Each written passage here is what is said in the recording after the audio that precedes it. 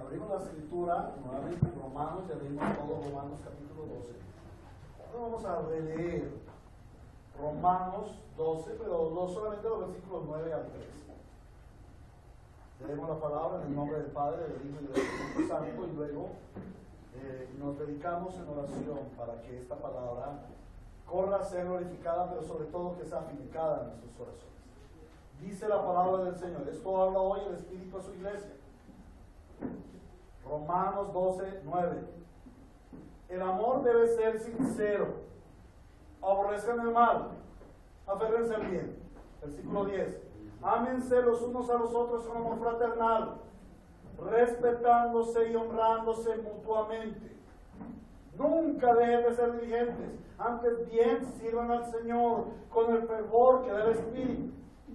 Alégrense en la esperanza, muestren paciencia en el sufrimiento, perseveren en la oración, ayuden a los hermanos necesitados, practiquen la hospitalidad. Palabra de Dios. Amén. Precioso Señor, cuán hermoso eres tú al haber escogido un pueblo para hablar a ese pueblo. Pero más precioso aún es que tú nos hayas abierto los oídos, porque antes de conocerte a ti éramos sordos. Necesitamos entonces la voz del Espíritu, el poder del Espíritu, el soplo del Espíritu Santo, que nos hiciera renacer, que soplara su aliento de vida en nosotros, para que pudiésemos escuchar tu palabra. Hoy tenemos ese privilegio, escuchar tu palabra. Señor, que esta palabra que hoy hablas a tu pueblo nos edifique, y que si alguno no ha creído en medio de nosotros, ahora crea por el poder de la predicación de la palabra, porque tú dices que así será. Señor, como siervo tuyo me dedico a ti, como un sacrificio que sea santo y agradable a ti. Úsame para tu gloria. Límpiame primeramente de toda pecaminosidad que me limita en la predicación de la palabra. Pero también, Señor, límpiame de todo paradigma, de todo camino, de toda interpretación personal, y condúcenos a interpretar tu palabra a la luz de la misma palabra, a la luz de las Escrituras. Sabemos de la suficiencia de las Escrituras para explicarnos la misma Escritura. Señor, que seamos convencidos por tu palabra, te lo suplicamos en Cristo Jesús. Amén. Casi todos hemos escuchado ese famoso dicho que reza, es un dicho muy común. Dice: el cura predica pero no aplica.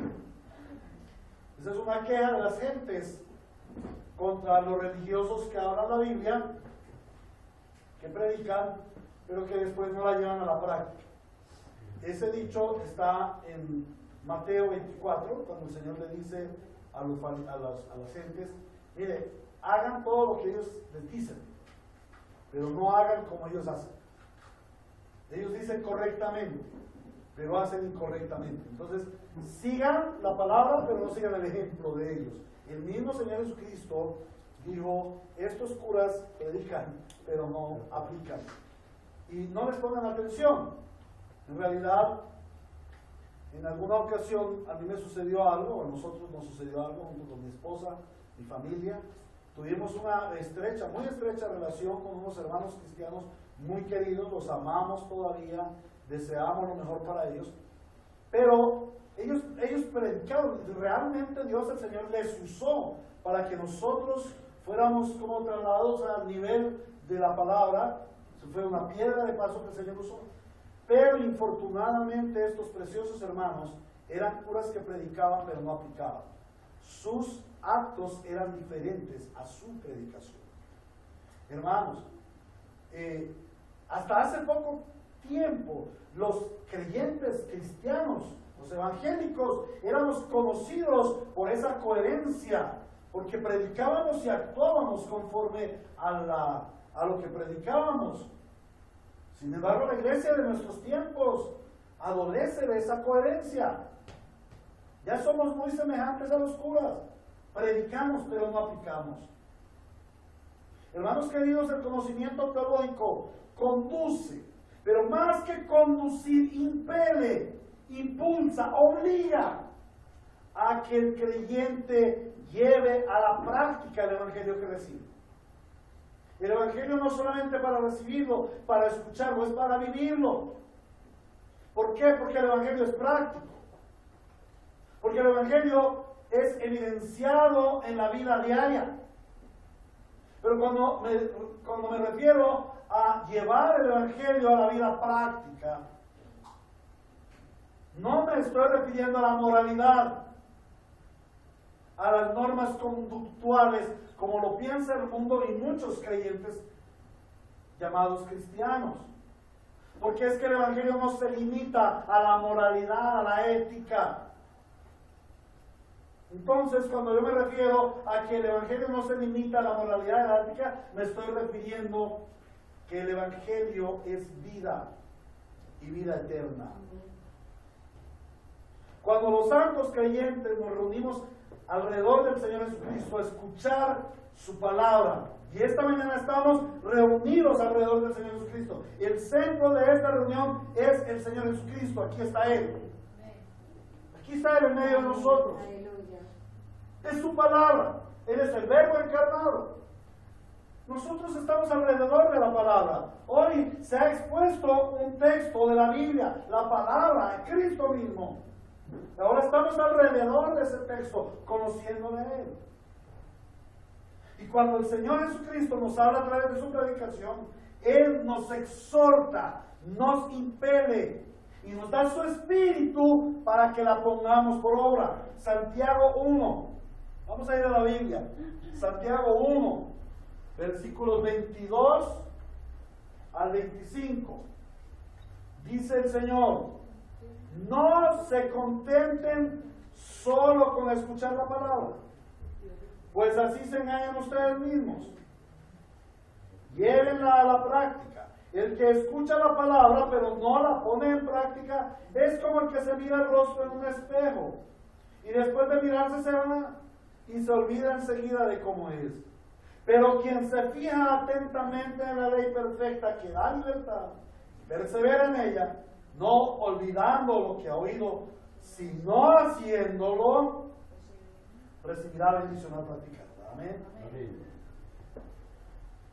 Una de las características de las cartas del apóstol Pablo, en donde hemos extraído este texto, es que en primer lugar, en la primera parte de la carta, bueno, luego de los saludos, el apóstol Pablo procede a exponer la doctrina cristiana. Todas las cartas del apóstol Pablo son así. Primero expone la doctrina y luego exhorta a los creyentes a ponerla en práctica. ¿Por qué? Porque el objetivo de la doctrina no es que la gente sepa la doctrina. El objetivo de la doctrina es que la gente viva la doctrina, que esa doctrina transforme su vida y se convierta en una vida constante. Ese es el orden que debemos llevar en nuestras vidas, el orden que el apóstol Pablo nos presenta en sus cartas. Dios no hace nada desordenadamente.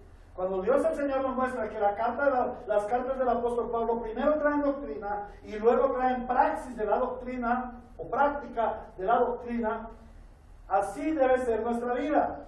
Primero debemos recibir la doctrina de Dios o la doctrina que nos da Dios. Diversas doctrinas. Está la doctrina de la Biblia, está la doctrina la doctrina acerca de Dios mismo o teología propia que se llama, está la doctrina de la salvación, está la doctrina del hombre y el pecado. Hay diversas doctrinas en la Biblia. Entonces nosotros debemos conocer primeramente la doctrina. ¿Para qué? Para luego aplicar esa doctrina. Nuestra práctica de vida o nuestra vida cristiana debe estar basada en una doctrina sólida. Si no tenemos una doctrina sólida, nuestra acción es solamente obras infructuosas, trapos de inmundicia, arrogancia. Por eso vemos algunos hermanos que son arrogantes. Por ejemplo, algunos hermanos dicen, yo oré por mi esposa 25 años hasta que el Señor me la trajo, hasta que el Señor me la convirtió. Bueno, aquí hay una doctrina disparatada, en donde dice, el que oró es el Señor y el Señor es su sirviente. ¿Cierto? No hay una doctrina correcta respecto de la oración. La palabra nos enseña doctrina de oración. Claro, en la Biblia hay doctrina de oración. Por eso cuando hacemos cosas sin un fundamento doctrinal, eso es pura locura, pura obras infructuosas y arrogantes. Pero también lo contrario es malo. Cuando hay doctrina sin aplicación, no pasa de ser mera religiosidad, mera fachada religiosa, sepulcros blanqueados. En la carta a los Romanos, el apóstol Pablo nos expone la doctrina de la justificación por la gracia. Así se llama prácticamente, o así podría titularse. Si tuviéramos que ponerle un título a la epístola a los Romanos, o si de pronto el apóstol Pablo le hubiera puesto un título, él hubiera escrito arriba grande, la justificación por la gracia de Dios. Y es que toda la epístola nos habla de la justificación. En primer lugar, los capítulos 1 al 3 nos hablan de la necesidad de la justificación. La necesidad de la justificación. De los capítulos 4 al 6 nos habla de Cristo, la provisión de la justificación. De los capítulos 8 al 11 nos hablan de la aplicación de la justificación.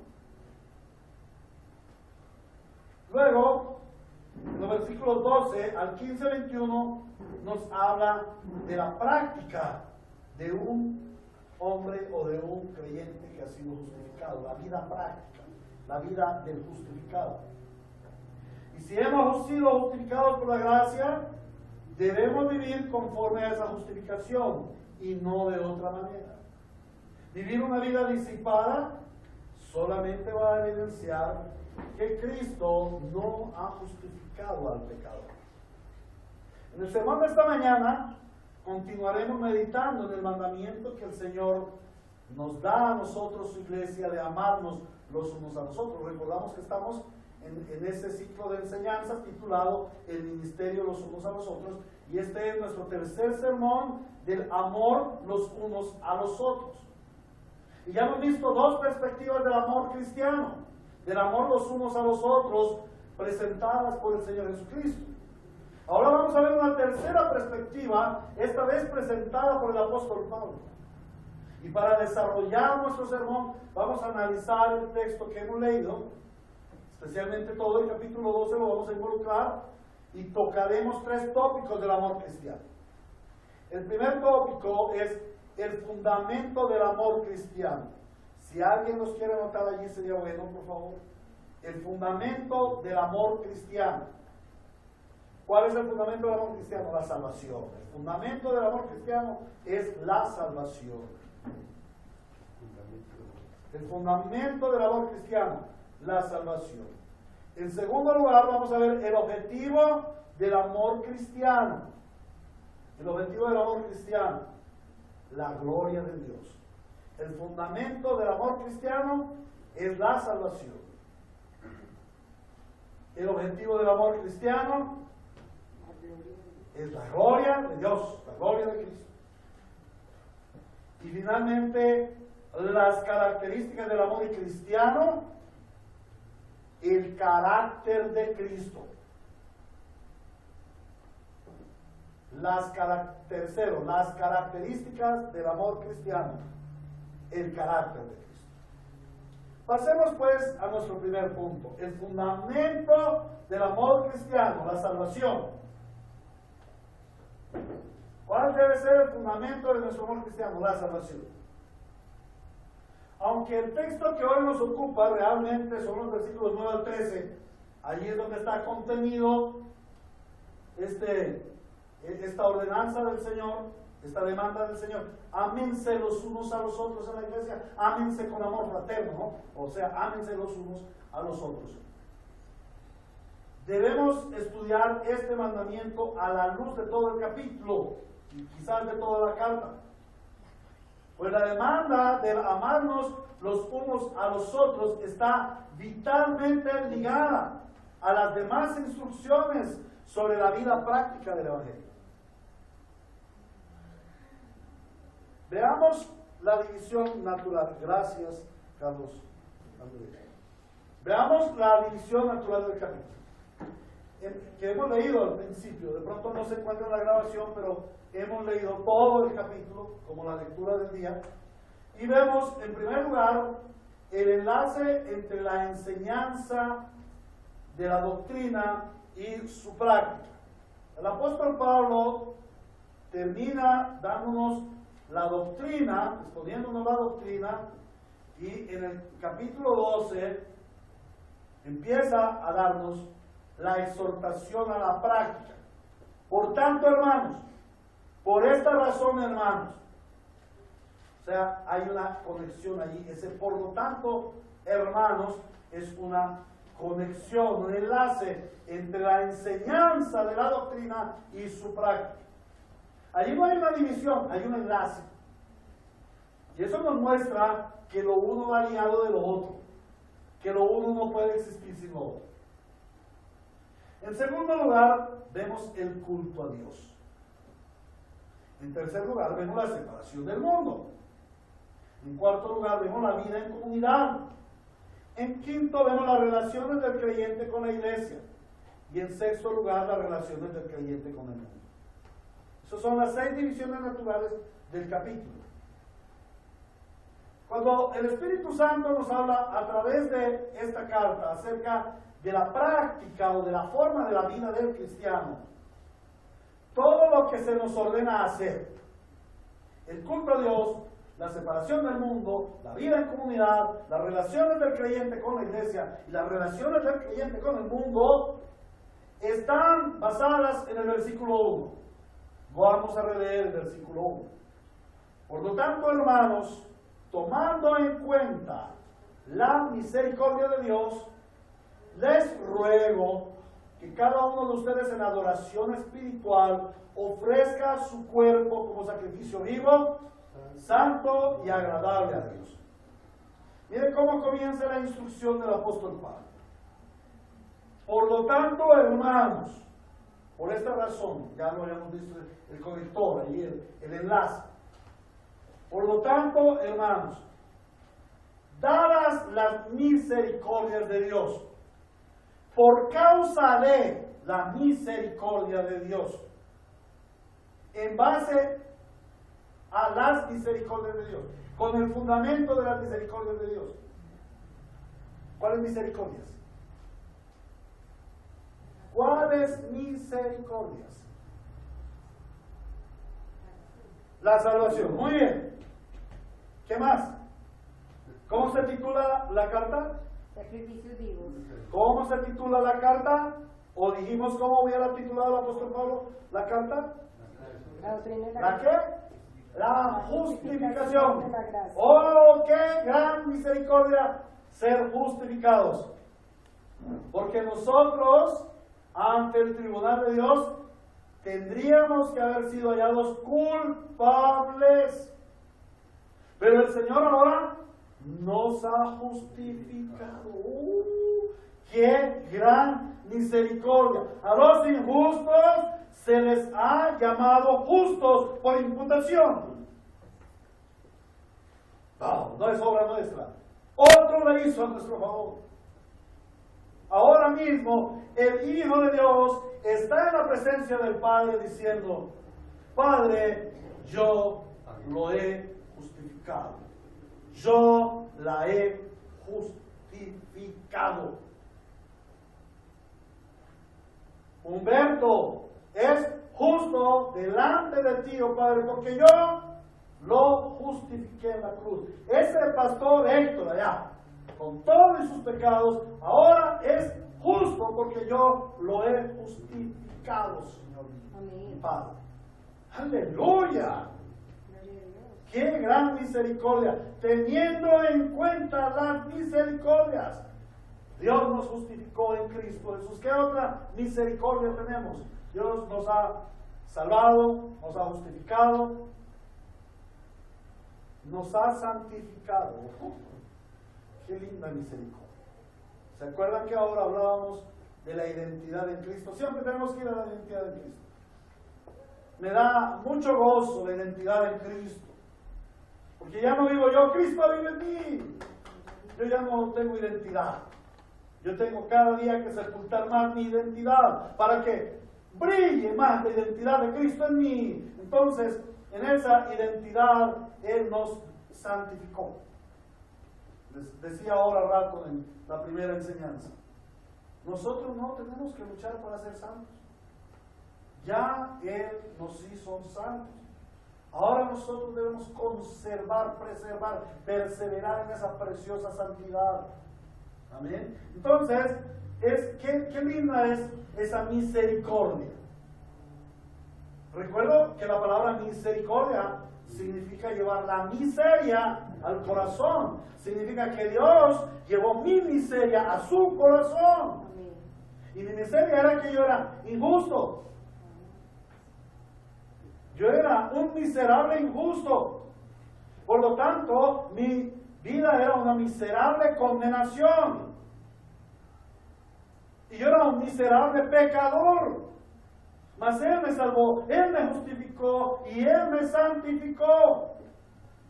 Qué preciosa misericordia. Todas mis miserias llevadas a su corazón. Amén. Yo era un miserable que estaba hundido, sumergido en el pecado, en las tinieblas, en la oscuridad, secuestrado por nuestro adversario el diablo.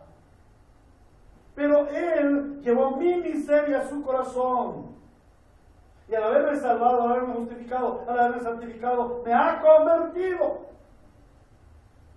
Me ha convertido en su hijo. Pero no solamente me ha convertido en su hijo, sino ha convertido mi vana manera de vivir. Pero no solamente nos ha salvado, justificado, santificado y convertido, sino que ha llevado mi miseria, tu miseria, a su corazón. ¿Y cuál es tu miseria? Que eres un pobre y miserable. Un pobre y miserable. Pero Él nos ha dado provisión. Y nos ha hecho ricos en Cristo Jesús. Entonces, teniendo en cuenta, dadas estas preciosas misericordias, por lo tanto, hermanos, tomando en cuenta, razón, hermano, piensa y toma en cuenta y estudia, medita en esto, cuántas misericordias de Dios para ti. Bueno, tengo en cuenta, considero profundamente esas preciosas misericordias. Entonces, si Él ha obrado tan poderosamente, tan hermosamente, tan amorosamente en mi favor, ¿cuál va a ser mi respuesta a esas misericordias tan lindas? La respuesta del apóstol Pablo es: entonces presentemos nuestro cuerpo en sacrificio santo, vivo, santo y agradable a Dios, como un culto racional.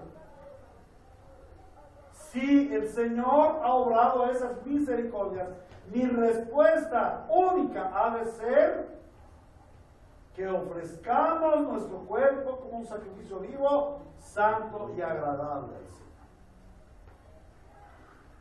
Pero hay una frase hermosísima que nos da el apóstol Pablo y que yo quiero retomar. Dice: por lo tanto, hermanos,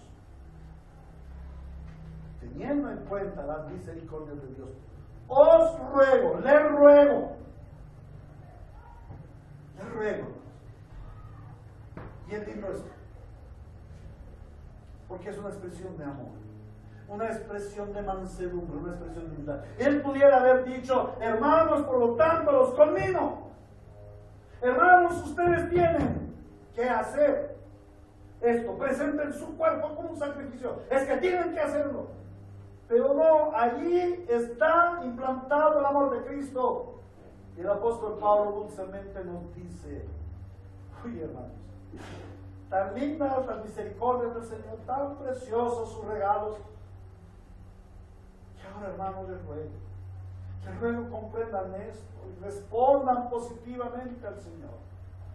Les ruego que ustedes consideren, mediten en estas cosas tan hermosas y presenten su vida, no solamente el sarx, la carne, el cuerpo, sino cuando dice allí el cuerpo nos está hablando de todo el ser. Presenten su cuerpo, especialmente el cuerpo, porque es tan tendenciosa esa carne a cometer el pecado. Pero no está hablando solamente del sarx, la carne, está hablando de todo nuestro ser. Oh, preséntenlo, se lo ruego. Respondan al Señor con un amor como el que nos ha dado. Y pongamos nuestra vida en sacrificio, en un sacrificio como Él le agrada, en un sacrificio como Él quiere. Todo lo que el apóstol Pablo nos enseña a continuación tiene que ver con esto. Hermanos, si Dios los ha salvado, los ha justificado, si Dios les ha dado misericordias tan grandes, tan profundas, les ruego, hermanitos, que presenten su vida, el sacrificio. Y de ahí viene todo lo demás. Si tú vas a rendir un culto a Dios, es porque has comprendido las preciosas misericordias del Señor. Y has escuchado el ruego del apóstol Pablo, que es el mismo Espíritu diciéndote a ti: te ruego, presenta tu vida en sacrificio vivo, santo y agradable al Señor, que es el culto racional.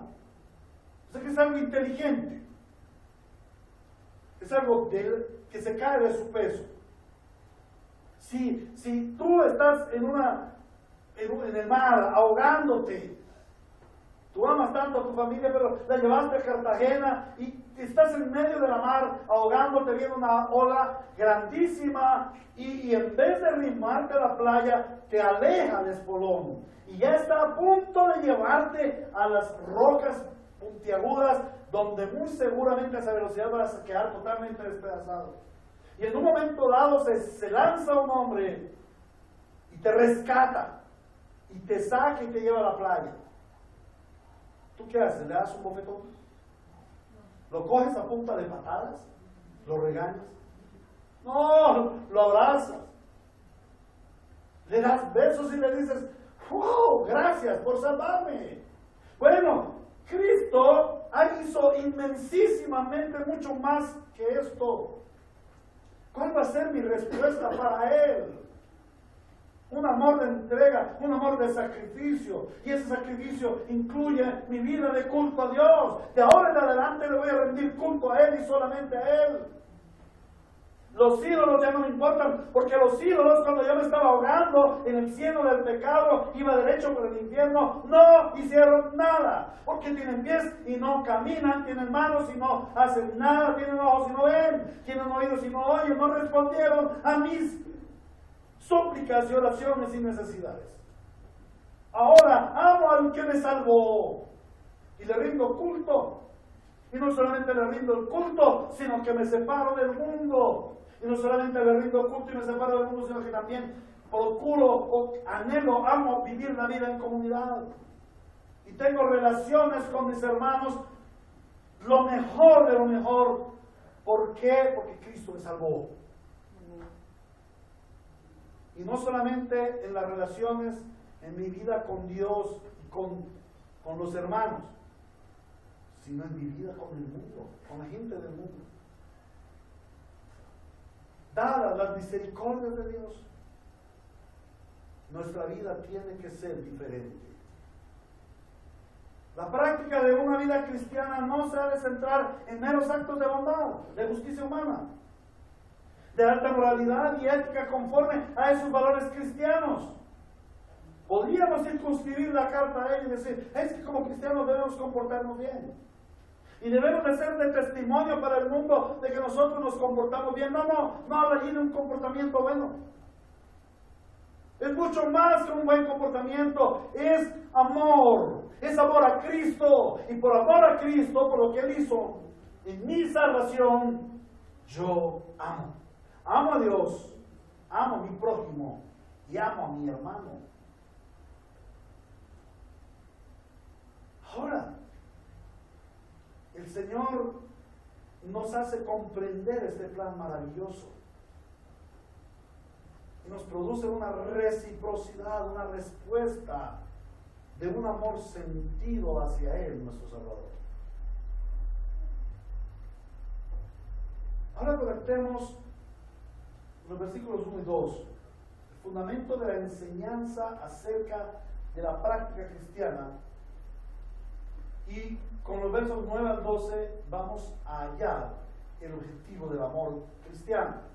Dice el versículo 1 y 2, por lo tanto, hermanos, tomando en cuenta la misericordia de Dios, le ruego a cada uno de ustedes en adoración espiritual ofrezca su cuerpo como sacrificio vivo, santo y agradable a Dios.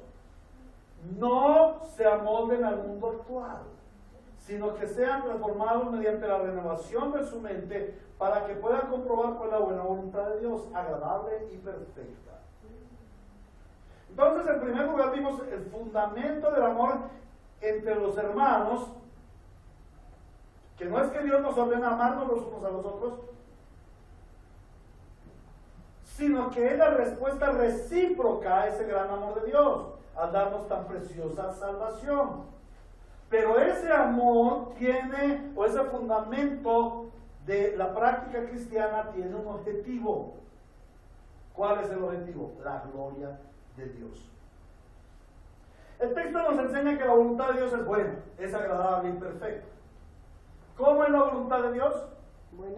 Buena, agradable y perfecta. Ese es el cómo es la voluntad de Dios.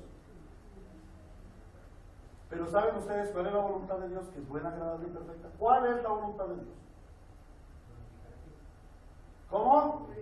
Más duro que se oye. La gloria de Dios. La gloria de Cristo. La gloria de Dios. La voluntad de Dios, como nos dice Efesios capítulo 1, versículo 10, es que todo sea reunido en Cristo. Y como lo dice Filipenses 2, 10 y 11, para que Él reciba toda la gloria.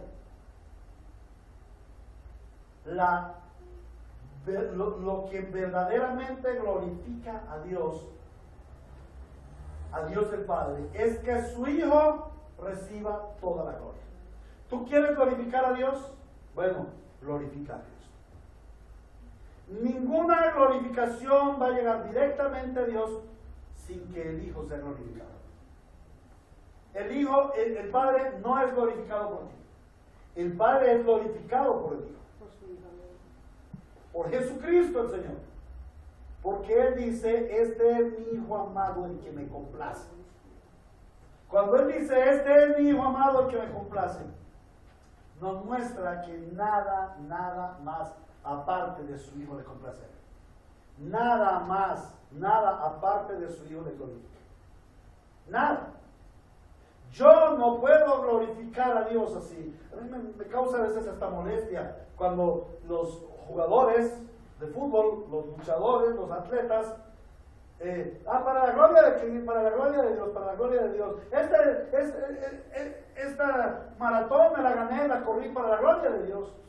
No, Dios no necesita que tú te glorifiques a través de maratones.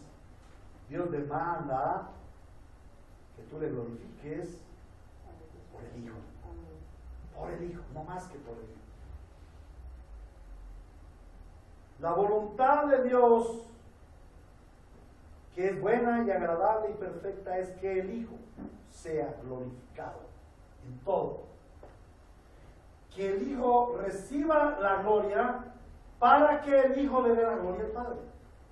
Es por ello que la voluntad de Dios para la humanidad, para ti, amado hermano cristiano, es la salvación de sus elegidos. Es la santificación de los creyentes y es la glorificación de su iglesia. Esa es la voluntad de Dios para la humanidad. ¿Cuál es la voluntad de Dios para la humanidad? La salvación de sus elegidos, la santificación de los creyentes y la glorificación de su iglesia. ¿Y cómo podrán los creyentes comprobar esa voluntad de Dios agradable y perfecta? Allí el versículo siguiente nos lo dice. No acomodándonos, no alineándonos, no conformándonos a este mundo actual, a este presente siglo malo. Y no estoy hablando solamente del siglo XXI, porque puede venir el 23, el 25 y los que el Señor quiera, sino un sistema de vida planteado en el mundo, que es el gobierno de las tinieblas, es el gobierno del pecado. Entonces, la primera parte de comprobar la voluntad de Dios es que primero nos acomodamos al mundo, pero la segunda parte es que así como nos acomodamos al mundo, somos transformados. Y allí nos dice cómo somos transformados. ¿Cómo somos transformados? Estamos en el texto, hermano, vinimos a estudiar la Biblia. ¿Qué dice el texto? ¿Cómo? Mediante la renovación de la mente. No somos transformados mediante dejar de pecar. No somos transformados mediante las buenas obras. Somos transformados mediante una mente renovada. Renovándonos en el espíritu de nuestro entendimiento. Para poder comprender la buena voluntad de Dios, que es agradable y perfecta, es menester que se produzca en nuestra mente una transformación radical. Que dejemos de pensar de la manera mundanal. ¿Para qué? Para pensar de la manera divina, de la manera celestial y eterna. El problema de la vida de los creyentes el problema de la vida de los creyentes es que no pensamos a la manera de Dios. No pensamos como Dios piensa. Pensamos como piensa el mundo. Para conocer la voluntad de Dios, que es buena, agradable y perfecta, debemos dejar de pensar como piensa el mundo y empezar a pensar como piensa Dios. Les invito a que hagamos la escritura en Isaías 58, 9. Pero no se salgan de ahí, sino marquen Romanos 12. Porque dice el Señor en Isaías 55, 8 y 9. Porque mis pensamientos no son vuestros pensamientos, ni vuestros caminos, mis caminos, declara el Señor. Porque como los cielos son más altos que la tierra, así mis caminos son más altos que vuestros caminos, y mis pensamientos más que vuestros pensamientos. Es claro aquí el Señor. Nunca nuestros pensamientos van a alcanzar la altura de Dios. Jamás. Porque son siempre los pensamientos de Él van a ser mucho más altos que los nuestros.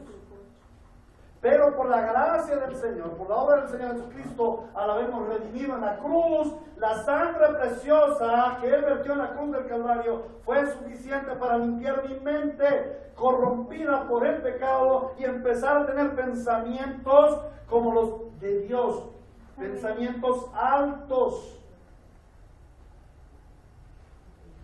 Entonces nos surge la pregunta, ¿y cómo es que piensa Dios? ¿Cuáles son los pensamientos que son más altos que nuestros pensamientos? Porque yo pienso mucho, yo soy muy inteligente, yo he pensado en el bienestar de la humanidad, y yo he pensado, yo pienso en el Evangelio, yo pienso en el ministerio, yo pienso en ir a predicar, y esos son pensamientos altos, no, nunca van a ser tan altos. Y son tus pensamientos.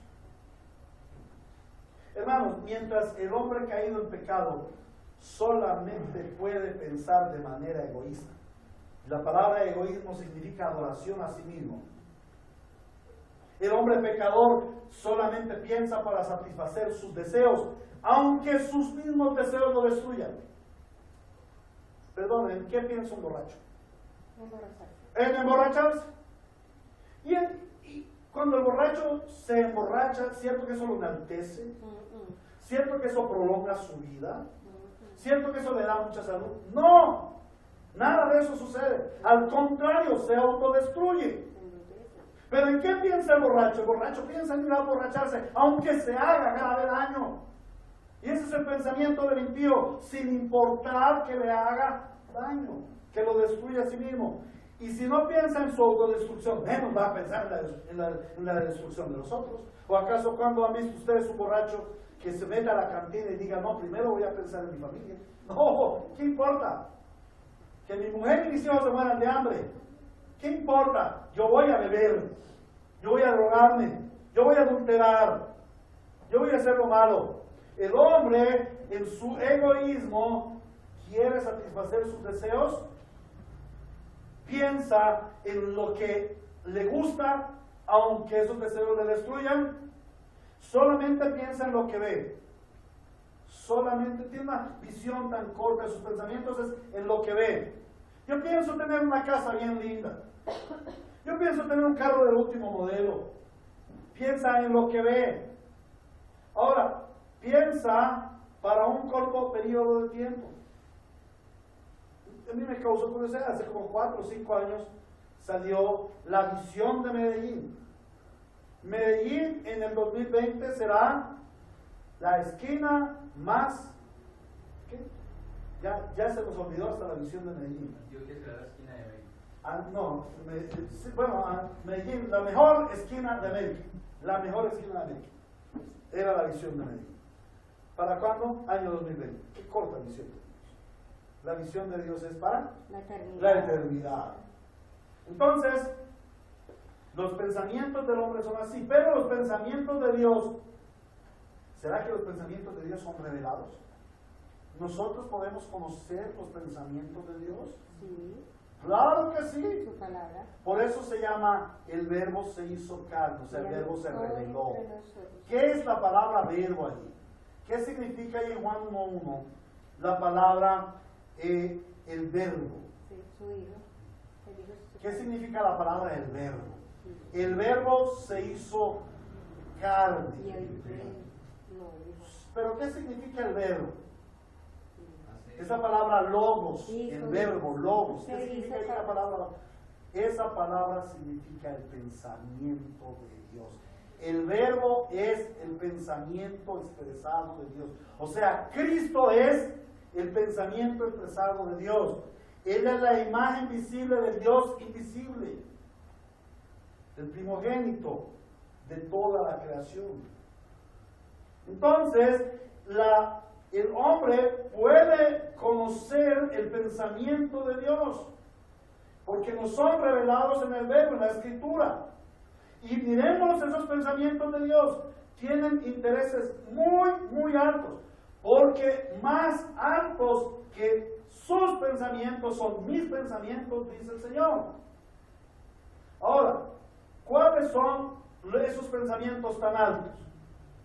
Hermanos, la gloria del Dios trino y eterno. El pensamiento de Dios es la gloria del Dios trino y eterno, de la cual Él y solamente Él es digno. Como lo dice Apocalipsis 4:11, digno eres, Señor, y Dios nuestro, de recibir la gloria, la honra y el poder, porque tú creaste todas las cosas. Por tu voluntad existen y fueron creadas. El único digno en el universo de ser glorificado es Dios. Entonces los pensamientos de Dios en honor de su altísima dignidad, porque solamente Él lo merece. Y se ha reprendido todo el que piensa, pero Dios es egoísta. No, Dios no es egoísta. Dios se merece su gloria. Dios lo merece, lo dice Él mismo. Digno eres, Señor, y Dios nuestro, de recibir gloria y honra y poder, porque tú creaste todas las cosas, por tu voluntad existen y fueron creadas. Entonces, esos pensamientos de Dios son trascendentales, son eternos, son pensamientos que benefician a toda su creación. Así que nuestra mente debe ser renovada, poniendo en ella esos pensamientos de Dios, ajustándonos, amoldándonos, alineándonos a sus pensamientos. Y como lo enseñaba también, y no es una coincidencia, ni es una programación, sino es una diosidencia verdadera, lo hablábamos en la escuela dominical. ¿Cómo está tu mente? ¿Estás sujeta a Cristo? ¿Estás pensando los pensamientos de Dios? Vamos a mirar esta cadena preciosa que nos trae el camino. En virtud de que hemos sido salvados por nuestro Santo Dios. Segundo, como respuesta positiva a esa salvación tan grande, entonces ofrecemos nuestro ser como sacrificio a Dios, que es nuestro culto racional. Tercero, Para ello es necesario que no nos acomodemos a este mundo. Cuarto, sino que sean transformados nuestros pensamientos conforme a los pensamientos de Dios. Y quinto, de esta forma comprenderemos la voluntad buena y perfecta de Dios. ¿Y cuál es esa buena voluntad de Dios? La gloria de su Hijo, para que el Padre sea glorificado en él. Repito esta frase encadenada, o este pensamiento encadenado. En virtud de que hemos sido salvados por nuestro Santo Dios, y como respuesta positiva a esa salvación tan grande, entonces ofrecemos nuestro ser como un sacrificio a Dios, que ese es el culto racional. Para ello es necesario que no nos acomodemos a este mundo, sino que sean transformados nuestros pensamientos conforme a los pensamientos de Dios. De esta forma vamos a comprender la buena voluntad de Dios, agradable y perfecta. ¿Y cuál es esa buena voluntad de Dios? La gloria de su Hijo, para que el Padre sea glorificado en él. Amén. Entonces esto nos lleva al tercer punto: las características del amor cristiano. Ya tenemos un fundamento. ¿Cuál es el fundamento de nuestra práctica cristiana? La salvación. ¿Cuál es el objetivo? La gloria de Dios. La gloria de Dios. Habiendo tenido el fundamento y el objetivo bien claritos, ahora vamos a mirar cómo se manifiesta o qué características tiene ese amor, ese amor cristiano. Bueno, esas características, si proviene de Dios, está fundamentado en Dios y se dirige hacia Dios, pues debe tener el carácter de Dios. La iglesia glorifica al Hijo de Dios. Cristo es glorificado en su iglesia, ¿cómo? Mediante el amor mutuo. Y ahí conectamos ya con el versículo 9 y 10. Para que la iglesia glorifique a Cristo, debemos amarnos los unos a los otros. Lo más importante del mandamiento de amarnos los unos a los otros no es que vivamos en armonía en la iglesia. No. Eso es consecuencia. Lo más importante del mandamiento del Señor, de que nos amemos los unos a los otros fraternalmente, porque ahí nos dice un amor así, escueto, no, es un amor fraternal, lo vamos a ver ahorita en esas características. Ese amor fraternal es para que Dios sea glorificado. No es para que nosotros vivamos en armonía.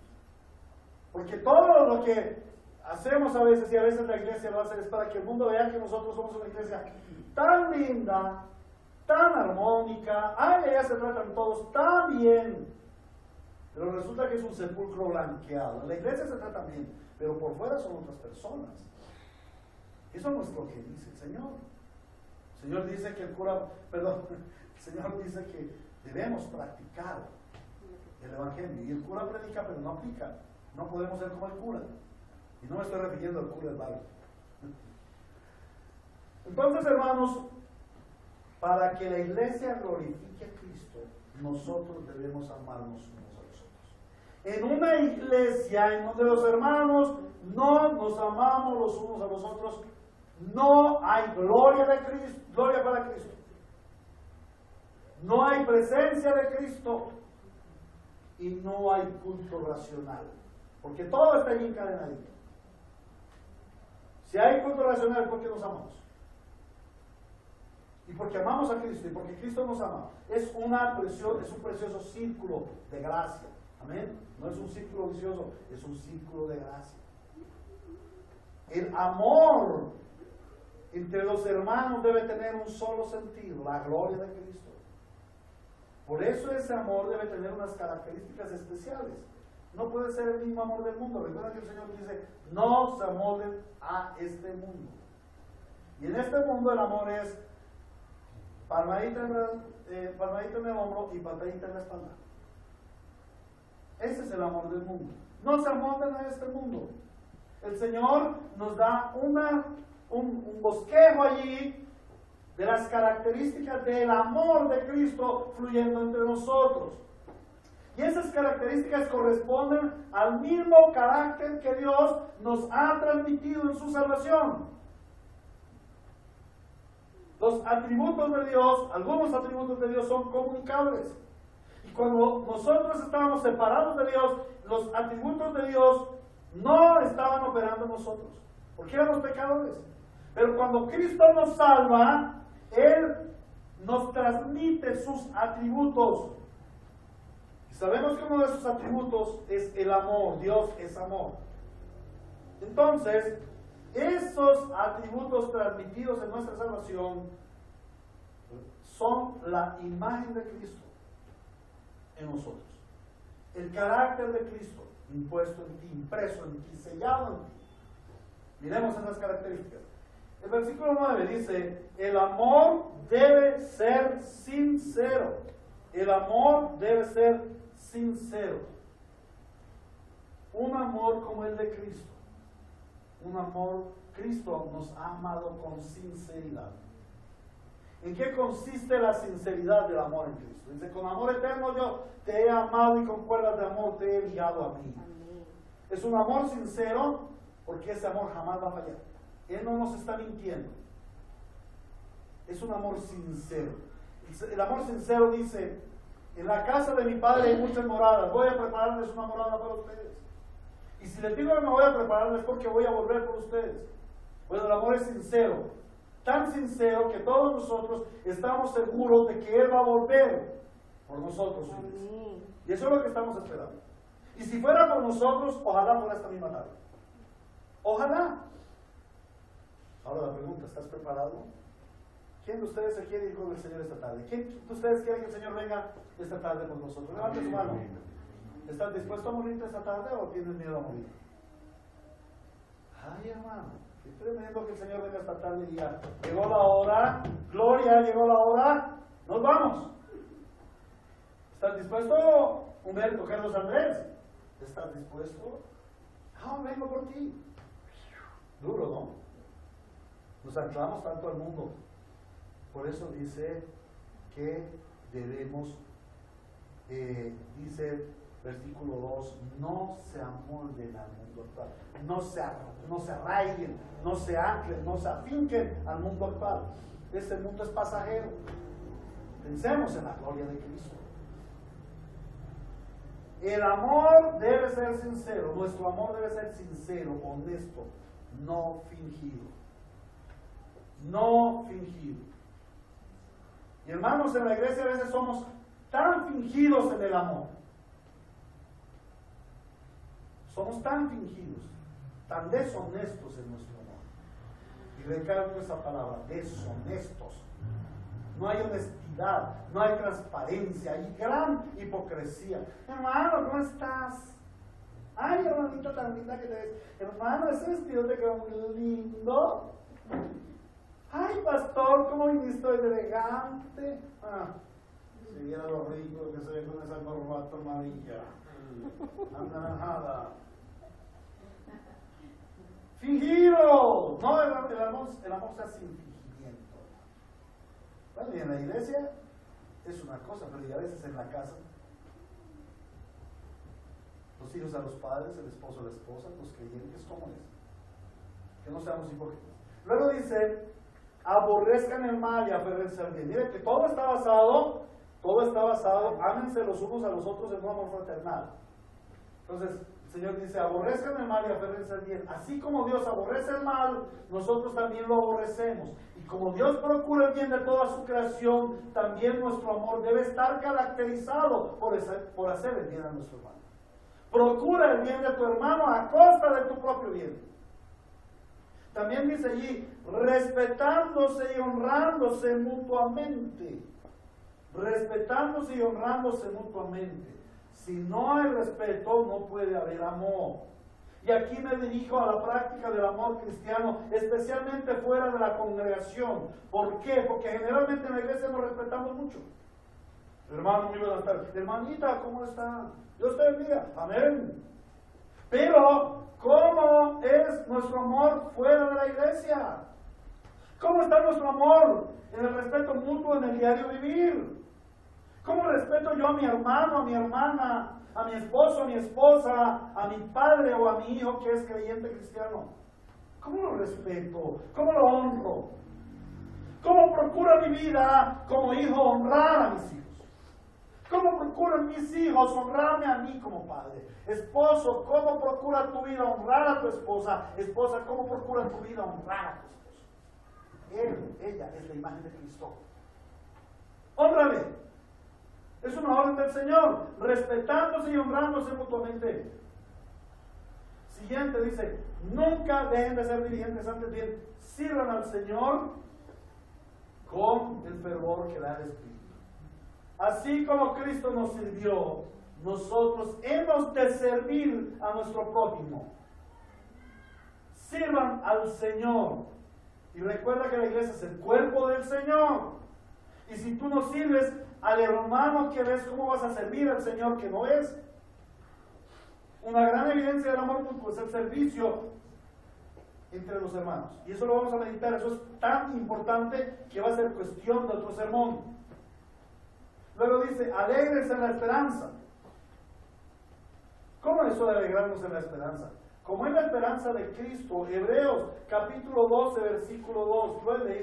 Lo hemos leído varias veces. Hebreos 12, 2 dice el Señor. Fijemos la mirada en Jesús el iniciador y perfeccionador de nuestra fe, quien por el gozo que le esperaba soportó la cruz, menospreciando la vergüenza que ella significaba, y ahora está sentado a la derecha del trono de Dios. Hermoso usted, ya lo he explicado en otras ocasiones. ¿Qué fue lo que vio Cristo para ir a la cruz? ¿Cuál fue la esperanza de Cristo para ir a la cruz? ¿Alguien me lo recuerda? Se me olvidó. ¿Cuál fue la esperanza? ¿Quién dice que él sufrió? Él sufrió el oprobio de la cruz con una esperanza. La gloria de Dios. ¿Cuál fue la esperanza de Cristo? ¿Cuál es el gozo de Cristo en la cruz? ¿Cómo que Cristo gozó en la cruz? En cierta forma sí, ahí lo dice. Ahí lo dice claramente. ¿Cómo? ¿No? ¿Qué fue lo que vio Cristo que le causó gozo? A su padre. No, a su novia. A la iglesia. ¿No lo recuerdan? A su esposa. A su esposa. Él en la cruz, yo estoy aquí en la cruz. ¿Por qué esta cruz? En esta cruz yo estoy viendo a mi novia, los redimidos del Señor. Asimismo, nosotros como cristianos debemos contemplar la gloria de Cristo. Si algo nos ha de unir y avivar en nuestro amor cristiano, es esa común esperanza que tenemos y que debe producir en nosotros supremo gozo, que produjo gozo en los mártires. ¿Cómo puede gozarse un mártir? Sí, un mártir se goza. ¿En qué se goza? En su encuentro con Cristo. ¿Qué importa los sufrimientos de esta vida cochina? Si yo me voy con Cristo, y es mi gozo. Y cuando tu hermano está decaído, cuando tu hermano tiene dudas, inquietudes, y viene a ti, tú debes decirle, hermano, lo mejor de esto es que tenemos una esperanza en Cristo. Vamos a trabajar juntos en pos de esta esperanza y nos vamos a gozar de la esperanza gloriosa. Una de las causas por las cuales los hermanos contienden, no se aman los unos a los otros, es porque no visionamos nuestro futuro glorioso y vivimos anclados al mundo. Una razón por la cual el esposo regaña a la esposa y la humilla y la menosprecia es porque no visiona su futuro glorioso. Una de las causas por las cuales la esposa no respeta a su esposo y la esposa no se somete a su esposo es porque no visiona la gloria venidera. Una de las causas por las cuales nosotros vivimos en precariedad económica es porque nosotros no visionamos la gloria de Dios. Una de las causas por las cuales sufrimos en esta tierra es porque no visionamos la vida venidera, no miramos el glorioso futuro. A mí me gustaría saber aquí cuántos de ustedes fían en las tiendas, sacan al fiado. Yo sé que no van a levantar la mano, pero si alguno saca fianzas, créditos, oh hermano, tú no estás visionando la gloria de Dios. Pidiendo préstamos a toda hora, viviendo al fiado. Y entonces abre un huecote aquí para cerrar dos huequitos acá, y ya le queda este huecote más grande y ya no tiene cómo cerrarlo.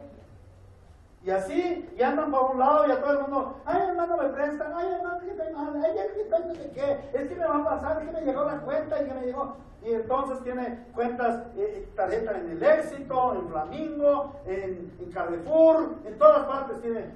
¿Cuántos son tus deudas? No, muchísima plata. ¿Y por qué tienes tantas deudas? Te voy a decir, porque no has visionado la gloria de Cristo. Y lo peor del caso es que en esas deudas metes a tus hermanos. Pero te voy a dar una peor. Yo lo he hecho. Infortunadamente y con vergüenza, debo decir. Algunos de mis hermanos han pasado vergüenza por causa mía. Porque los he metido en problemas económicos. Y eso debe llevarnos a un arrepentimiento. Porque no he honrado a mi hermano. Aquí la palabra me dice que yo debo honrar a mi hermano. Y yo debo gloriarme en la esperanza. Si yo no puedo vivir en el poblado, no importa, yo vivo debajo del puente, pero vivo para la gloria de Cristo, sin meter a nadie en problemas. Ahora dice, muestren paciencia en el sufrimiento, así como Cristo tiene paciencia por nosotros. Y yo me digo, Señor, ¿cómo tienes paciencia? De mí. Pero no solamente de mí y de mis hijos. Pero no solamente de mí y de mis hijos, sino de mí, de mis hijos y de la iglesia. Y no solamente de mí, de mis hijos y de la iglesia, sino de todos los cristianos. Señor, tú sí eres paciente. Hermanos, en esa misma paciencia debemos ser pacientes los unos a los otros. En la práctica del amor cristiano debemos ser constantes, soportándonos los unos a los otros. Y es en medio del sufrimiento cuando debemos demostrar ese amor mutuo. Muestren paciencia en el sufrimiento. Cuando suframos, hermanos, seamos perseverantes. Perseveren en la oración, como Cristo ora por nosotros, perseverantemente. Pienso que quizás uno de los más grandes faltantes en la iglesia es el orar unos por otros. Porque ¿cómo nos atrevemos a despreciar o a molestar o a ofender a un hermano si estamos orando por él? Por una misma vertiente no corren dos tipos de agua. Si yo estoy orando por mi hermano, yo no soy capaz de ofenderlo. No soy capaz de molestarlo. ¿Por qué los esposos se tratan mal? Porque el esposo no está orando por la esposa. Un esposo que ora por la esposa no le va a levantar la mano. Una esposa que ora por el esposo no le va a hacer desobediente. Así de sencillo. ¿Qué nos falta? Oración, hermanos. Luego dice, ayuden a los hermanos necesitados. Aquí me voy a remitir a un versículo. Quisiera ojalá con todos haberme remitido a un versículo. Juan, 1 Juan capítulo 3, versículo 17. Si a alguien que posee bienes materiales ve que su hermano está pasando necesidad y no tiene compasión de él, ¿cómo se puede decir que el amor de Dios habita en él? Queridos hijos, no hablemos de palabras ni de labios para afuera, sino con hechos y de verdad. La pregunta es, ¿cómo estaría Cristo en este momento ayudando a mi hermano en necesidad? Finalmente dice, practiquen la hospitalidad. No se trata de dar hospedaje y de convertir mi casa en un hotel para hermanos que vienen de afuera. La hospitalidad tiene que ver con relaciones estrechas. Algo así como llevarse a vivir al hermano a su casa, tal como Cristo mismo nos hace huéspedes de su casa. No como simples visitantes, sino como sus propios hermanos, como su propia esposa.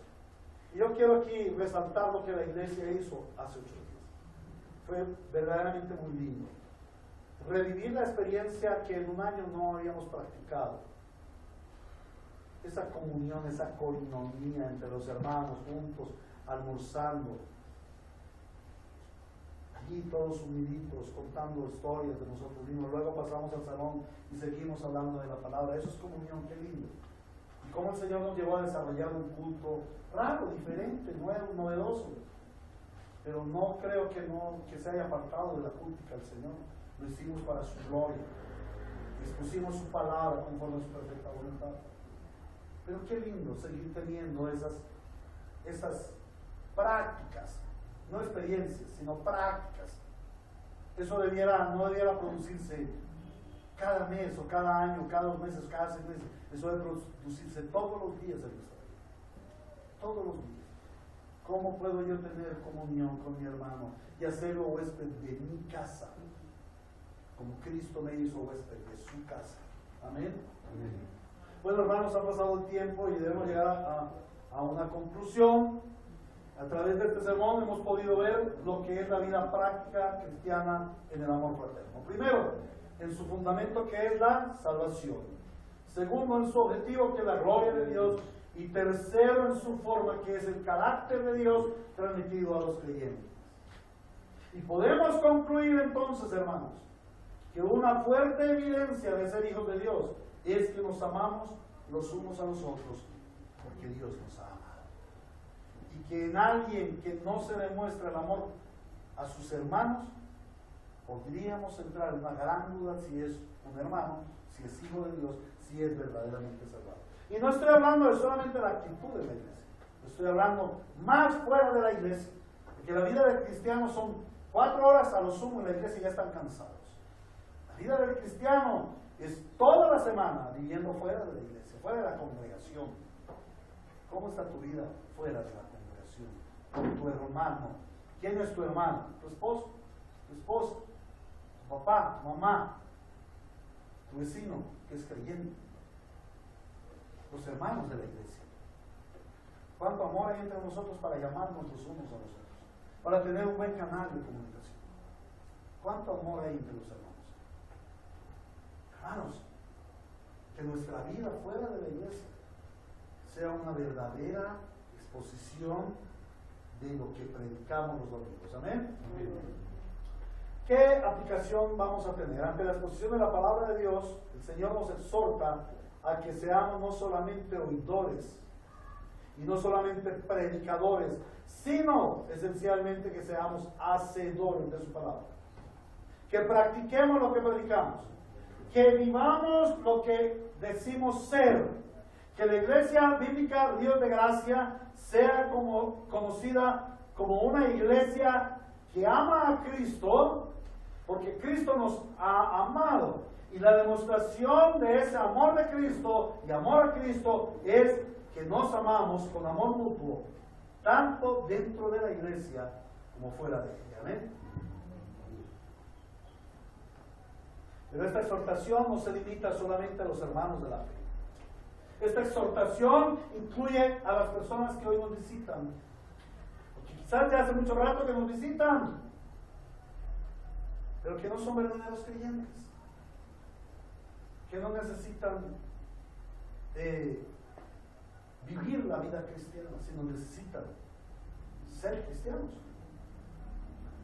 Entonces, quiero decirles que lo que hoy el Señor nos ha hablado no es un simple ideal. Y algunos podrán pensar que también en el sistema llamado mundo se pueden tener experiencias de amor mutuo, y yo no lo dudo. Algunos hasta ejemplos nos darían. Pero les debo evidenciar, hermanos, las demandas de Dios para ustedes. El Señor demanda a todo hombre en todo el mundo que debe amar a su hermano, a su prójimo.